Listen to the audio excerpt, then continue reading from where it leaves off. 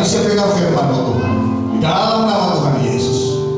Haleluya. Yang siap dengar firman Tuhan sama-sama katakan amin. Silakan duduk Bapak Ibu Saudara. Saya sudah bersyukur Shalom. Ya, hari ini kita tentunya semua tahu bahwa hari ini hari Minggu tapi hari Paskah. Paskah itu dari bahasa Ibrani Pesah, artinya melewati. Ya, kalau Paskah perjanjian lama itu ketika mereka merayakan keluar dari Mesir, dari Firaun. Ada tulah ke-10 anak sulung di Mesir, kemudian mereka keluar meninggalkan Mesir. Itu yang diberikan oleh orang-orang Israel perjanjian lama bahkan sampai zaman Tuhan Yesus. Tetapi Paskah hari ini bukan merayakan tentang keluarnya orang Israel dari Mesir, tapi merayakan kebangkitan Kristus menang atas maut. Amin. Karena Yesus hidup, kita juga hidup. Marilah kita buka Alkitab di dalam Markus pasal yang ke-16. Satu ayat kita akan renungkan. Markus 16 ayat yang ke-9. Injil Markus pasal 16 ayat yang ke-9. Kalau sudah dapat boleh bilang amin. Ya, sekali lagi saya tunggu, saya rindu kita baca sama-sama. Markus 16 ayat yang ke-9. Ya, sama-sama kita baca. 3, 2, 1. Setelah Yesus bangkit pagi-pagi pada hari pertama minggu itu, ia mula-mula menampakkan dirinya kepada Maria Magdalena. Daripadanya Yesus pernah mengusir 7 setan. Puji Tuhan. Bapak Ibu yang saya kasihi dalam Tuhan Yesus Kristus, di dalam kita merayakan Paskah pada hari ini, saya akan mengetengahkan satu judul untuk menjadi perenungan kita, yaitu kubur kosong. Bilang sama-sama kubur kosong. Ada lagu yang bilang kubur kosong membuktikan terus dia hidup. Ternyata kubur kosong ini menjadi satu polemik atau satu kritikan sanggahan dari orang-orang non-Kristen. Mereka bilang memang kubur kosong itu karena Yesus tidak ada di situ. Bahkan ada yang bilang Yesus itu dicuri mayatnya. Bahkan juga dikatakan bahwa Yesus tidak mati, tetapi dia langsung diangkat, disembunyikan oleh Tuhan, oleh Bapa di surga. Tetapi tidak demikian. Kesaksian para rasul sangat betul jelas. Bahkan mereka rela mati dari martir oleh karena kesaksian yang mereka lihat dengan mata kepala sendiri bahwa memang benar Yesus bangkit. Karena memang sebelumnya mati, 3 hari kemudian dia bangkit dari antara orang mati. Nah, ini kesaksian para saksi mata. Dan Paulus pernah berkata bahwa kalau Yesus tidak bangkit, maka sia-sia iman percaya kita. Karena hari ini kita menjadi orang Kristen, menjadi orang percaya, kita bukan percaya Yesus yang mati. Kita bukan percaya Yesus yang ada dalam kubur, tetapi kita percaya walaupun mati dan masuk dalam kubur, kemudian dibangkitkan pada hari yang ketiga, dan itulah yang kita rayakan pada hari ini yang namanya Hari Paskah. Perhatikan Bapak Ibu Saudara, sebenarnya ketika terjadi kebangkitan Kristus di hari Paskah itu, murid-murid tidak percaya. Di ayat yang berikutnya menjelaskan bahwa 2 kali dijelaskan di ayat yang ke berapa ya sini? Di ayat yang ke-10 atau di ayat yang ke-11 dan juga ayat yang ke-13. Di situ dikatakan bahwa tetapi ketika mereka mendengar bahwa Yesus hidup dan telah dilihat olehnya, mereka tidak percaya. Kemudian di ayat yang ke-13 situ juga dikatakan, lalu kembalilah mereka dan memberitahukannya kepada teman-temannya yang lain, tetapi kepada mereka pun teman-teman itu tidak percaya. Pertanyaannya mengapa? Padahal kalau kita mundur ke atas di ayat yang ke-7, di situ dikatakan tetapi sekarang pergilah, itu kata malaikat kepada mereka, Maria Magdalena dan wanita yang lain, katakanlah kepada murid-muridnya dan kepada Petrus, ia mendahului kamu ke Galilea. Di sana kamu akan melihat dia seperti yang sudah dikatakannya kepada kamu. Kalau kita membaca kitab Injil bahwa sudah berkali-kali Yesus berkata bahwa dia akan mati. Dia pernah mengilustrasikan robohkan bait Allah. Hari ketiga, saya akan membangunnya dalam 3 hari. Kemudian pernah Yesus bilang bahwa seperti Yunus yang ada di perut ikan 3 hari demikian juga anak manusia. Tetapi perkataan ini tidak ditangkap dengan baik oleh para murid. Bahkan ketika malaikat mengatakan kepada mereka, mereka juga lupa. Kenapa? Sebab area pemikiran, fokus pemikiran para murid-muridnya pada waktu itu hanya tertuju kepada waktu yang sementara. Hanya tertuju kepada bagaimana supaya orang Israel atau mereka dibebaskan dari penjajahan Romawi. Atau dengan singkat kata, mereka hanya melihat bahwa Kristus sebagai Mesias hanya seperti Raja Daud yang bisa melepaskan mereka dari ikatan musuh, dari tentara-tentara musuh atau dari penjajahan Romawi, hanya seperti itu. Sehingga ketika fokus mereka hanya kepada hal itu, mereka tidak melihat jauh ke depan. Dan ketika mereka mengalami sesuatu goncangan karena Yesus yang mereka andalkan itu mati dan tidak berdaya seperti itu, mereka hilang pengharapan. Mereka malah bersembunyi takut jangan nanti orang mengejar mereka, orang Yahudi dan juga tentara Romawi. Mereka bersembunyi. Tetapi ketika mereka menyaksikan yang dimulai dari Maria Magdalena dan yang wanita yang lain, mereka tidak percaya, sebab mereka hanya fokus kepada hal yang sementara. Hal ini pun juga seringkali terjadi dalam kehidupan orang percaya, Bapak Ibu Saudara. Banyak orang Kristen yang tidak bergairah untuk menantikan kekekalan yang dijanjikan oleh Tuhan Yesus. Sehingga ketika kita hidup hari ini menghadapi segala macam tekanan, entah itu juga katakanlah pergumulan, bahkan juga sakit penyakit, sepertinya tidak ada pengharapan. Sepertinya bahwa hidup ini hanya sampai kepada titik kematian. Tidak ada satu pengharapan yang jelas, yang pasti, yang menggairahkan di balik kematian itu. Saya tidak bilang kita harus cepat meninggal. Saya juga ketika sakit, ya berdoa supaya selamat, supaya sehat. Tetapi maksud saya bahwa bagaimana ketika kita ada di dalam kesempatan hidup yang Tuhan berikan, sudahkah kita berbuah untuk pekerjaan Tuhan? Sudahkah kita berbuah dalam kesaksian kita? Itu yang harus menjadi pertanyaan kita. Nah, Bapak Ibu Saudara, hari-hari ini bahwa dalam situasi pandemi, orang hanya terpaku kepada dalam keadaan pandemi, sehingga itu menjadi satu fokus perhatian dunia. Kalau kita lihat di Amerika hari ini terjadi yang namanya Asian Hate, kebencian kepada orang-orang Asia. Saya pernah melihat di YouTube bagaimana di bis biasa orang Asia itu dibully. Orang Asia termasuk Indonesia, orang Filipina, orang China, orang Korea, orang Arab dan lain-lain orang Asia. Yang penting yang kulitnya dia coklat, kuning dan seterusnya, ya bukan seperti bule, itu orang Asia. Itu dibully, bahkan bukan cuma dibully, dianiaya. Di bis biasanya dipukul, di jalan juga demikian, sehingga mereka demo di sana. Kenapa? Ini kebencian akan orang Asia karena mereka menganggap awal mula dari pandemi COVID-19 itu dari Asia, sehingga mereka membuli orang Asia dengan kata-kata, kalimat-kalimat yang sangat mendiskreditkan. Nah, kenapa hal itu terjadi demikian? Karena ya fokus mereka hanya kepada sesuatu yang sifatnya sementara, bukan sesuatu yang sifatnya jangka panjang, sehingga rasisme, diskriminasi itu terjadi.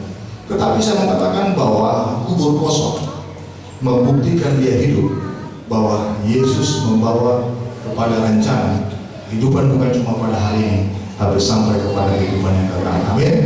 Nah, oleh karena itu ada dua hal yang saya ingin bagikan berbicara tentang kubur kosong. Perhatikan Bapak Ibu yang pertama, Bapak Ibu Saudara, yang pertama di ayat yang ke-9a disampaikan, setelah Yesus bangkit pagi-pagi pada hari pertama minggu itu. Perhatikan, di sini penulis kitab Markus, yaitu Rasul Markus sendiri berkata, setelah Yesus bangkit pagi-pagi pada hari pertama minggu itu. Artinya kalau hari ini seperti hari Minggu, dia di subuh-subuh, ya, ketika mereka melihat kubur kosong. Poin yang pertama berbicara kubur kosong adalah dia hidup, kita juga hidup. Bilang sama-sama, dia hidup, kita juga hidup. Ulang, dia hidup, kita juga hidup. Nah, kenapa dia hidup? Yaitu Yesus bangkit. Berarti ketika berbicara Yesus bangkit, dia pernah mati. Karena implikasi dari kata bangkit itu terjadi karena ada kematian. Dan ini satu hal yang sangat luar biasa ketika Yesus mengalami kematian 3 hari. Satu hal yang saya garis bawahi betapa menariknya dalam 7 perkataan di kayu salib.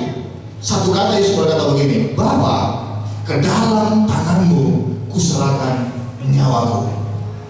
Dalam bahasa Inggris dikatakan I commit dikatakan my spirit, saya menyerahkan rohku. Ya. Ini sangat menarik Bapak Ibu Saudara, karena dalam terjemahan atau dalam bahasa Ibrani ini merupakan doa sebenarnya. Di dalam kitab Mazmur ada namanya doa malam. Di dalam doa malam itu situ ada doa, ke dalam tanganmu kuserahkan nyawaku. Nah, ini pernah saya ceritakan atau jelaskan beberapa waktu yang lalu. Bagi orang Israel, mereka memahami apa namanya menyerahkan, karena mereka yang punya bahasa itu. Dalam bahasa Ibrani katakan ani afkid, ya, ku menyerahkan. Ternyata kata ani afkid atau afkid hari ini itu dipakai istilah dalam perbankan modern di Israel. Seseorang ketika akan menabung uangnya di bank atau akan mendepositkan uangnya di bank, dia pakai istilah afkid, mendepositkan. Itu istilah perbankan Israel modern hari ini. Apa maksudnya? Bahwa seseorang yang mendepositkan uangnya di bank, itu tentunya satu waktu dia akan menarik kembali. Tidak ada orang menabung mendepositkan dengan pengat tarik-tarik, dia akan mengalami kerugian. Dan istilah ini yang dipakai ketika Yesus berkata, aku menyerahkan nyawaku, berarti bahwa satu waktu dia akan mengambil kembali, satu waktu dia akan menerima kembali, dan itu tidak berlangsung seterusnya. Jadi dalam doa Tuhan Yesus, Bapa, ke dalam tanganmu kuserahkan nyawaku, itu berarti bahwa dia menyerahkan sementara, dan satu waktu dia akan menerima kembali. Dan terbukti di hari yang ketiga, di hari Minggu atau hari pertama untuk hitungan orang Israel, pada pagi-pagi hari Yesus bangkit. Betapa luar biasa, dia hidup. Nah, ini membawa pengertian bagi saya dan saudara bahwa Yesus telah mendeklarasikan imannya. Dan ketika Yesus mendeklarasikan imannya, bahwa ini juga menjadi dasar pijakan iman kita untuk percaya kepada Yesus sampai selamanya, sebab dia yang mati dia juga bangkit, dia yang menyerahkan nyawanya dia juga bangkit. Dengan kata lain, bahwa semua orang percaya kepada Yesus walaupun mengalami kematian, dia akan bangkit suatu saat. Amin. Yesus pernah berkata bahwa akulah kebangkitan dan hidup. Barang siapa percaya kepadaku, ia akan hidup walaupun ia sudah mati. Nah, ini satu jaminan. Ketika Yesus berkata akulah kebangkitan dan hidup, kata akulah itu kan berbicara tentang posisinya sebagai Allah. Karena dalam perjanjian lama ketika dikata akulah, itu sama ketika dia memperkenalkan diri, aku adalah aku. Nah, ini sesuatu hal yang perlu kita pegang baik-baik, bahwa ternyata kematian bukan akhir segala-galanya. Oleh karena itu, ketika keluarga kita, orang yang kita kasih, bahkan kita sekalipun, satu saat akan mengalami detik-detik akan meninggalkan dunia ini, pegang ayat ini. Oleh karena itu, setiap malam kalau tidur, pakai ayat ini. Bapa, ke dalam tanganmu kuserahkan nyawaku. Artinya, saya serahkan besok pagi saya akan bangun. Kalaupun tidak bangun pagi-pagi, itu sudah innalillahi, berarti bersama Tuhan. Amin. Ada orang ketika malam-malam diserangan jantung, ya sudah habis cerita.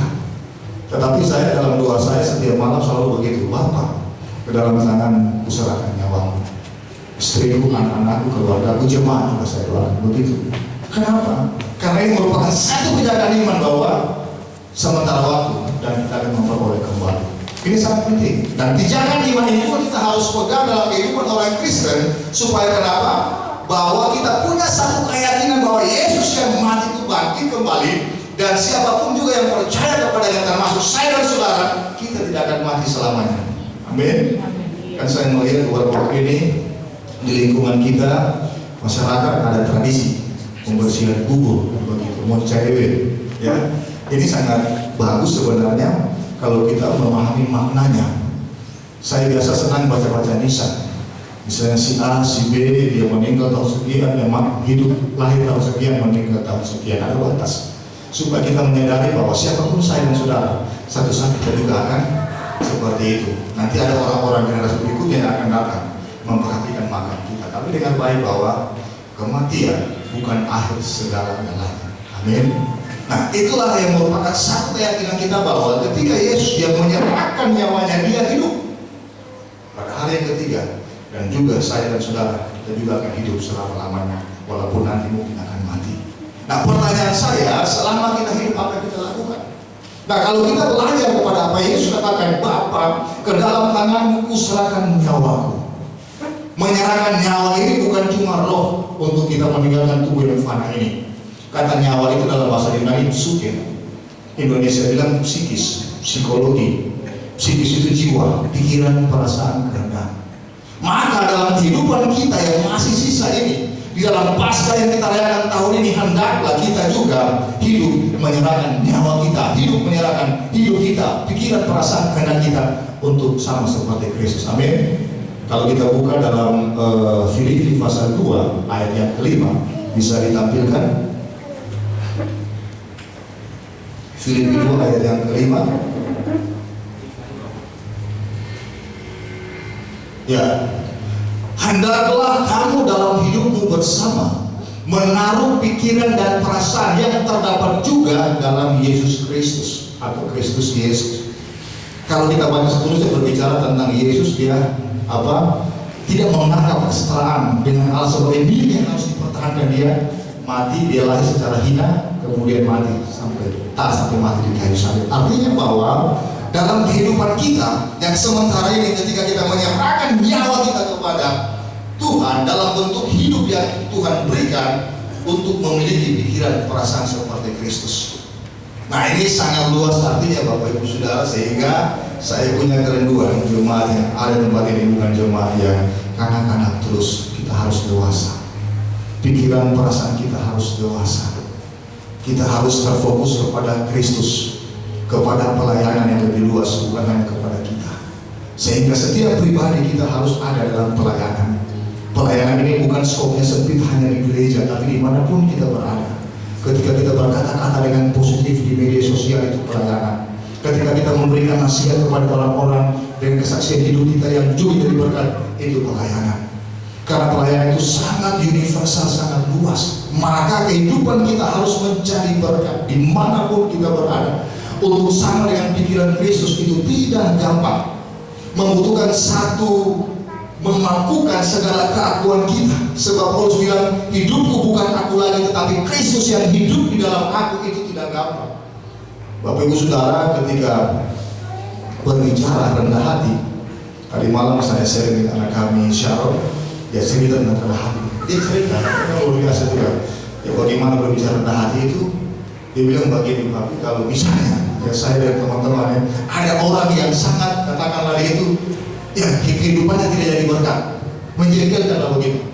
Ketika dia menasihati kita, kemudian kita mendengarkan nasihat itu luar biasa. Karena dalam pemikiran umum kita kan berpikir secara normal, sama soalnya anak hidupku begitu, kelakuanmu begini, tidak seperti yang diharapkan, bahkan mungkin apa yang kamu sampaikan tidak seperti yang kamu katakan.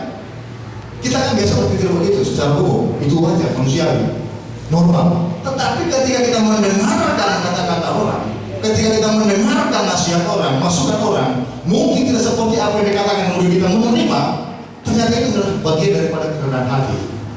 Nah, ini tentunya sesuatu bagi saya sangat menggugah hati saya, sebab seringkali, apalagi kalau kami sebagai pembicara mimbar, banyak orang merasa lebih rohani daripada orang lain. Kalau itu yang memberikan masukan nasihat, mungkin itu orang-orang yang biasa, bahkan tidak dianggap, kita mungkin bisa menyepelekan. Tetapi ketika belajar kerendahan hati, siapapun dia, ketika menyampaikan sesuatu yang positif dalam kehidupan kita, kemudian kita bisa menerima dengan positif pula, maka di sana kita sementara berada di dalam kehidupan rendah hati. Untuk kenapa kita bisa menerima siapapun. Nah, ini sangat luar biasa Bapak Ibu Saudara. Dan ini juga yang saya harus bagikan, bahwa ternyata bagaimana untuk kita memiliki pikiran dan perasaan seperti yang Kristus miliki, itu perlu proses. Nah, saya berdoa kiranya jemaat tempat ini, bagaimana ketika kita hidup seperti Kristus, sebab dia hidup, kita juga hidup, maka biarlah hidup kita menjadi hidup yang menjadi berkat dimanapun kita berada. Amin. Dan banyak hal, faktor-faktor atau segi-segi kehidupan yang dapat kita pelajari. Dan memang hidup ini tentunya berproses. Saya juga berproses, tetapi saya sampaikan ini untuk kita renungkan, untuk kita hidupi, sehingga makna kubur kosong, dia hidup, kita juga hidup, akan menjadi berkat, akan menjadi berdampak untuk hormat dan kemuliaan nama Tuhan. Itu poin yang pertama. Kemudian yang kedua, kita melihat di 9 yang bagian B. Di situ Alkitab bilang begini, ia mula-mula menampakkan dirinya kepada Maria Magdalena. Daripadanya Yesus pernah mengusir 7 setan. Hal yang kedua, berbicara kubur kosong, dia telah melayani, kita juga melayani. Boleh sama-sama bilang 3, 2, 1. Dia telah melayani, kita juga melayani. Apa maksudnya daripada kalimat ini? Mari kita lihat siapa yang dikatakan di sini. Perhatikan kata dia itu Tuhan Yesus. Ia mula-mula menampakkan dirinya kepada Maria Magdalena. Oh, betapa luar biasa. Ternyata Yesus mula-mula pertama kalinya ketika dia bangkit, kepada siapa dia menampakkan diri? Bukan kepada Petrus, murid yang paling luar biasa, yang pemberani itu. Bukan kepada Thomas, bukan kepada Andreas, bukan kepada Yohanes yang sang penulis Alkitab, bukan kepada murid-murid yang lain atau kepada Matius juga penulis Alkitab. Tetapi dia menampakkan diri mula-mula kepada orang yang seringkali tidak dianggap. Dan dalam bacaan kita hari ini, itulah Maria Magdalena. Dan perhatikan, sangat menarik di sini, penulis kitab Markus menambahkan keterangan lagi situ kepada Maria Magdalena. Ada kalimat berikutnya, daripadanya Yesus pernah mengusir 7 setan. Ada satu keterangan yang menjelaskan bahwa ternyata Maria ini seorang yang pernah ditolong oleh Tuhan. Dan kalau kita melihat, ini merupakan pengalaman yang istimewa dari seorang Maria. Karena kenapa? Pertama kali Yesus menampakkan diri ketika dia bangkit itu kepada Maria. Bapak Ibu Saudara, perempuan dalam strata orang Israel, orang Yahudi itu dianggap kelas 2, ya. Nah, perhatikan di sini, Yesus menampakkan diri kepada Maria untuk menunjukkan bahwa ada kesetaraan antara laki-laki dengan perempuan, atau tidak ada perbedaan antara laki-laki dan perempuan. Ini sangat luar biasa. Betapa luar biasanya Tuhan Yesus ketika dia menampakkan diri pertama kepada Maria untuk menjelaskan bahwa tidak ada perbedaan laki-laki dan perempuan, semua sama. Bagi tradisi Yahudi oke ada perbedaan, tetapi Yesus telah memulihkan semuanya itu, menunjukkan kepada dunia, kepada kita bahwa tidak ada perbedaan. Sehingga siapapun yang datang kepada dia, laki-laki atau perempuan, tidak ada yang lebih utama, semua sama. Dan Yesus telah menunjukkan hal itu. Kemudian perhatikan yang kedua, Maria Magdalena itu latar belakang kurang baik. Kalau dia pernah dirasuk 7 setan, tentunya ada bagian hidupnya yang tidak mempermuliakan nama Tuhan. Bahkan banyak para ahli bilang dia itulah yang pernah meminyaki kaki Tuhan dengan rambutnya, walaupun ada perbedaan di sana. Ada yang bilang Maria yang saudaranya Lazarus, karena wanita yang kurang baik. Dalam tradisi Yahudi, ketika bicara tentang wanita yang kurang baik, itu bahasa halusnya dari PSK, wanita tuna susila. Tetapi perhatikan, seorang Maria Magdalena latar belakangnya kurang baik, tetapi menjadi fokus perhatian Tuhan Yesus. Dan dia yang pertama Yesus menampakkan diri. Apa maksudnya? Bahwa Tuhan Yesus tidak pernah melihat latar belakang setiap orang, walaupun mungkin itu hancur-hancuran, tetapi ketika datang kepada Tuhan, dia melupakan masa lalu kita dan memperlihatkan masa depan yang baik. Amin. Banyak orang Kristen hari-hari ini, banyak orang-orang percaya yang jatuh bangun dalam kehidupan rumah tangga kekristenan, bahkan juga jatuh bangun dalam kehidupan susila, ya, merasa tidak layak, merasa tidak bisa datang kepada Tuhan, merasa dia tidak diampuni oleh Tuhan karena bejaknya, dosanya, masa lalunya yang tidak baik. Saya mengatakan bahwa ketika kita datang kepada Tuhan, walaupun dosa merah seperti kermisi akan putih seperti salju. Amin. Kenapa? Karena dia melupakan masa lalu. Sehingga setiap kita yang datang kepada Tuhan dengan totalitas penyerahan, minta ampun dosa kita yang berat, bejat sekalipun dia lupa. Saya pernah ketemu dengan orang yang saya pernah cerita, maaf kata, dia pelayan pengurus pemuda di satu gereja di Palu. Saya kaget ketika konseling, waktu itu saya masih penyiar di Radio Prosponia Palu yang sering bawakan acara Miracle Night tahun-tahun 2000-an. Menghubungi saya, Pak, tolong doakan saya. Kenapa? Saya ingin lepas dari ikatan dosa. Dosa apa? Nanti saya ceritakan. Nah, ketemu kita di ruang konseling dan pakai kaca di gereja di Palu. Dia cerita, ternyata dia dipiara oleh pria penjabat tinggi.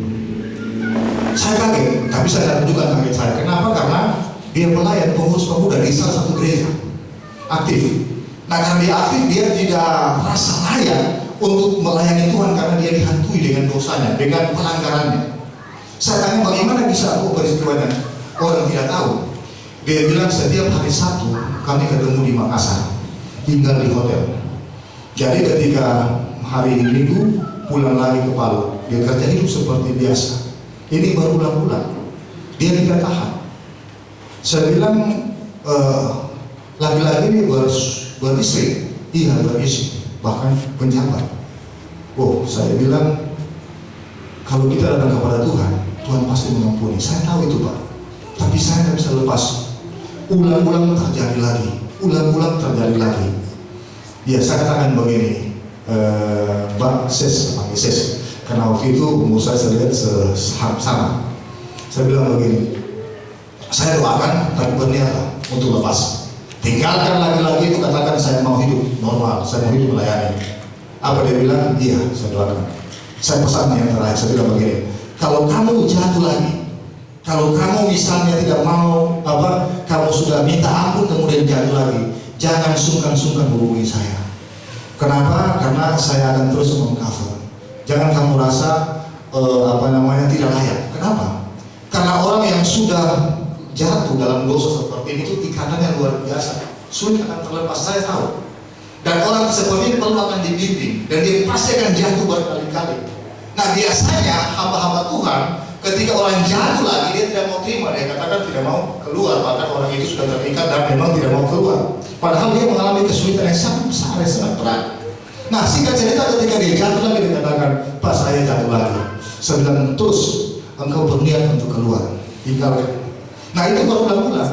Tetapi karena dia memegang kata-kata saya, akan terus melayani dia dalam keadaan yang jatuh, terus mendoakan, akhirnya dia terbuka terus. Sampai akhirnya dia bisa terlepas dari hal itu dan kemudian dia hidup normal. Saya mengatakan bahwa darah Yesus, pengampunan Tuhan cukup untuk melupakan masa lalu. Amin. Ketika kita mengaku dosa, Alkitab bilang Allah setia dan adil akan mengampuni setiap dosamu, pelanggaranmu dan mencikat engkau. Cuma memang Alkitab bilang juga, dan jangan berbuat dosa lagi. Tetapi persoalannya bahwa seringkali ketika orang mengalami jatuh bangun, dia kemudian menyerah karena merasa tidak bisa berubah lagi. Saya mengatakan perjumpaan dengan Kristus, khotbah saya Jumat, pasti akan mengalami perubahan. Amin. Perjumpaan dengan Kristus pasti akan mengalami satu kegerakan. Kenapa? Karena kita berjumpa dengan orang yang pribadi yang penuh kasih, pribadi yang menebus dosa kita, dan pribadi yang penuh dengan pengampunan. Itulah Yesus. Dan dia telah melakukan segala pelanggaran kita. Dia menanggung segala penderitaan, dosa, sengsara di atas kayu salib. Dia bawa dalam kematian, dia bangkit dalam kemenangan pada hari Paskah. Sehingga saya mau berkata tadi bahwa dia hidup, maka kita pun hidup. Dan kemudian juga dia telah melayani kita, kita juga harus melayani. Maria Magdalena merasakan hal itu. Dia tahu latar belakangnya kurang baik, dia tahu latar belakangnya kotor, tetapi ketika berjumpa dengan Kristus membawa dia kepada satu gairah untuk melayani Tuhan. Dan dia yang pertama-tama untuk berjumpa dengan Tuhan ketika Tuhan menampakkan dirinya. Betapa satu hal yang luar biasa.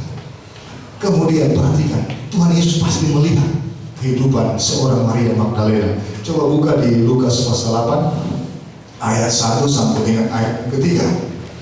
Lukas 8 ayat 1 sampai ketiga. Ini ada sedikit menjelaskan tentang Maria Magdalena dan wanita yang lain yang melayani Tuhan. Tidak lama sesudah itu Yesus berjalan berkeliling dari kota ke kota dan dari desa ke desa memberitakan Injil Kerajaan Allah. Kedua belas muridnya bersama-sama dengan dia.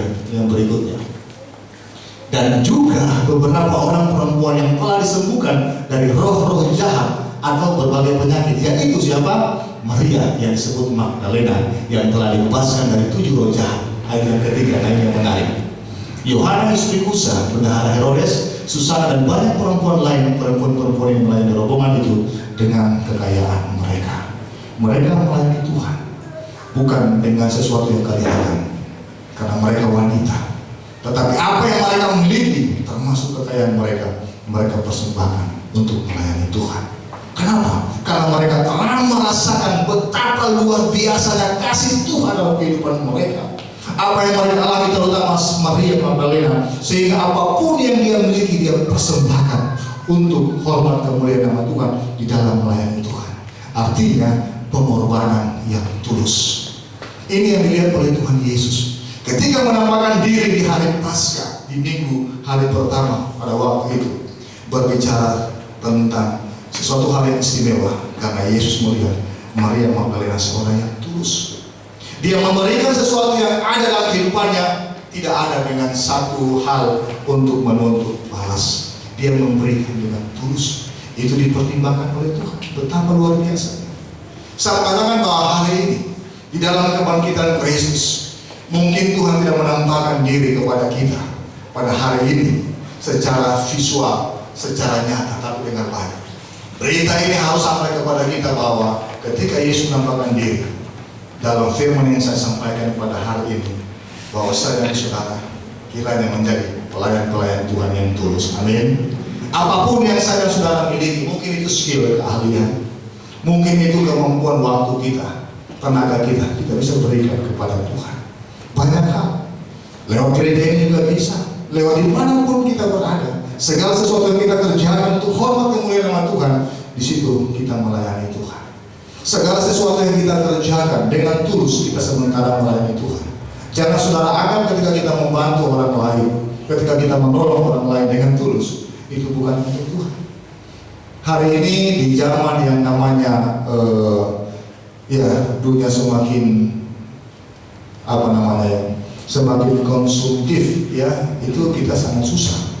Karena siapapun juga pasti memperhatikan keluarganya masing-masing.